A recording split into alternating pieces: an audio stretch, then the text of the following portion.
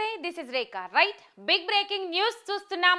ఏదైతే కేటీఆర్ హైకోర్టులో lunch motion petition దాఖలు చేసిండ్రో ఆ పిటిషన్ ను అనుమతించిన హైకోర్టు ధర్మాసనం తీర్పునిచ్చింది. ఆ లంచ్ మోషన్ పిటిషన్ లో కేటీఆర్ పేర్కొన్న అంశాలు ఏంటంటే ఏసీబీ విచారణలో గాని ఈడీ విచారణలో గాని నాతోని పాటు నా అడ్వకేట్ కూడా వస్తారు, దానికి అనుమతించండి అని చెప్పేసి కేటీఆర్ హైకోర్టు ధర్మాసనంలో పిటిషన్ వేసిండ్రు. ఆ పిటిషన్ మీద వాదోపవాదనలు జరిపిన హైకోర్టు ధర్మాసనం లాయర్ అంటే కేటీఆర్తో పాటు విచారణకు ఏసీబీ విచారణ కానీ ఈడీ విచారణ కానీ అంటే ఏసీబీ విచారణ రేపున్నది, ఈ నేపథ్యంలో నాతో పాటు లాయర్ను కూడా తీసుకొని పోతా, అడ్వకేట్ సమక్షంలోనే నా విచారణ జరగాలి అని చెప్పేసి లంచ్ మోషన్ పిటిషన్ దాఖలు చేసిండ్రు కేటీఆర్. మొత్తం మీద ఈ లంచ్ మోషన్ పిటిషన్లో కేటీఆర్కు ఊరట దొరికిందని చెప్పుకోవాలి. మొత్తం మీద మొన్న ఏదైతే నిన్నగాక మొన్న ఏసీబీ ఆఫీస్ దగ్గరికి వెళ్ళి మరి వెనుదిరిగి వచ్చిండ్రు కేటీఆర్.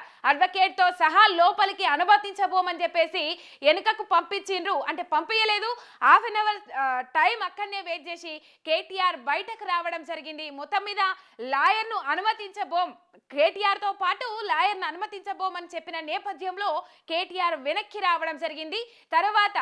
తర్వాత ఏసీబీ 9 తారీఖు అంటే రేపు విచారణకు రావాలని చెప్పేసి నోటీసులు ఇచ్చింది. రేపు విచారణకు పోయేది ఉన్నది కేటీఆర్, ఎటువంటి విచారణకు పిలిచినా నేను వెళ్తానని చెప్పేసి నిన్న ప్రెస్ మీట్లో చెప్పడం జరిగింది కేటీఆర్. మొత్తం మీద రేపు అంటే 9 తారీఖు నాడు విచారణకు హాజరయ్యేది ఉన్నది కేటీఆర్. ఆ విచారణ నేపథ్యంలో కేటీఆర్ లంచ్ మోషన్ పిటిషన్ దాఖలు చేసిండ్రు. మొత్తం మీద ఏసీబీ న్యాయవాదిని ప్రశ్నించింది హైకోర్టు ధర్మాసనం. కేటీఆర్తో పాటు న్యాయవాది అంటే లాయర్ వస్తే మీకు వచ్చిన అభ్యంతరం ఏంటి?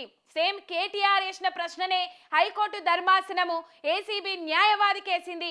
ఇప్పటికే ఏసీబీకి కానీ ఈడీకి కానీ ఈడీ రివర్స్ అప్పీల్ దాఖలు చేసిండ్రు.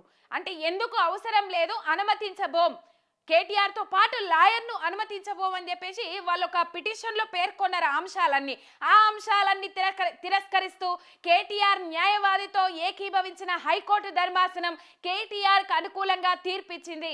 మొత్తం మీద అడ్వకేట్ సమక్షంలోనే అంటే ఒక గదిలో కేటీఆర్ విచారణ జరుగుతుంది. కేటీఆర్ కనిపించేంత దూరంలోనే ఆ కేటీఆర్కి సంబంధించిన అడ్వకేట్ కూర్చుంటారు. మొత్తం మీద అడ్వకేట్ సమక్షంలోనే ఏసీబీ కేటీఆర్ను విచారించనున్నది.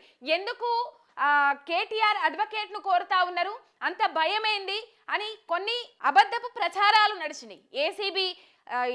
ఏసీబీ విచారణకు రాలేకపోతా ఉన్నాడు, కేటీఆర్ భయపడతా ఉన్నాడని చెప్పేసి కొన్ని అబద్ధపు ప్రచారాలు నడిచినాయి. ఈ అబద్ధపు ప్రచారాల నేపథ్యంలో లగచర్ల ఇష్యూ మనం ఒకసారి గుర్తు చేసుకోవాల్సిన అవసరం ఉంది. కేటీఆర్ కూడా అదే మాట్లాడిన కనిపిస్తున్న వీడియోలో అవే ముచ్చట్లు మాట్లాడిరు. ఏదంటే పట్నం నరేందర్ రెడ్డి లగచర్ల రైతులు భూమి కోసం పోరాటం చేసిండ్రు, అధికారుల మీద తిరుగుబాటు చేసిండ్రన్న నేపథ్యంలో ఆ ఘటనలో ఆ సంఘటనలో కేటీఆర్ ఇరికించే ప్రయత్నం చేసిండ్రు కాంగ్రెస్ పార్టీ వాళ్ళు. మొత్తం మీద ఆ ప్రయత్నంలో భాగంగా పట్నం నరేందర్ రెడ్డిని తీసుకొని పోయిండ్రు. పట్నం నరేందర్ రెడ్డి చెప్పని అంశాలను కూడా మొత్తం మీద పోలీసులు సొంత కవిత్వాలు రాసి పట్నం నరేందర్ రెడ్డి అప్రూవర్గా మారిండు అని అంశాలను బయటకు తీసుకొచ్చిండ్రు. కాబట్టి అడ్వకేట్ సమక్షంలో అయితేనే నేను విచారణకు వస్తా, లేకపోతే ఇంటికి వెళ్ళిపోతా అని చెప్పేసి కేటీఆర్ మొన్న కూడా మాట్లాడడం జరిగింది. మొత్తం మీద ఆ లంచ్ మోషన్ పిటిషన్ ఏదైతే ఉన్నదో ఆ పిటిషన్ను అనుమతించిన హైకోర్టు ధర్మాసనం కేటీఆర్కు ఊరట కల్పించేటట్టుగా తీర్పునిచ్చింది. మొత్తం మీద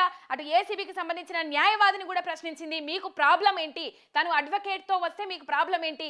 బిఎన్ఎస్ఎస్ యాక్ట్ 38 సెక్షన్ ప్రకారము ఆ వ్యక్తి కోరుకున్నట్లుగా అడ్వకేట్ను తీసుకుపోవడానికి ఆస్కారం ఉంది, మీకు వచ్చిన ప్రాబ్లం ఏంటి అని చెప్పేసి కేటీఆర్ తరపున న్యాయవాదిని అడిగింది హైకోర్టు ధర్మాసనం. ముగ్గురు లాయర్లు కేటీఆర్ తరపున ముగ్గురు లాయర్ల పేర్లను ఇవ్వమని చెప్పింది. మొత్తం మీద తదుపరి విచారణ ఈ 4 గంటలకు ఉంది. మొత్తం మీద హైకోర్టులో ధర్మాసనంలో కేటీఆర్కు వెంట లాయర్ను తీసుకుపోవచ్చనే తీర్పు వచ్చింది. రైట్, లైవ్ అప్డేట్స్ కోసం చూస్తూనే ఉండండి మిర్రర్ టీవీ. శనార్థి.